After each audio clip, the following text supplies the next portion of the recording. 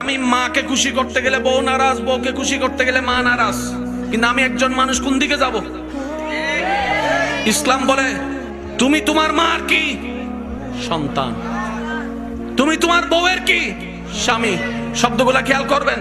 তুমি তোমার মার সন্তান, যার পায়ের নিচে তোমার বেহেশত।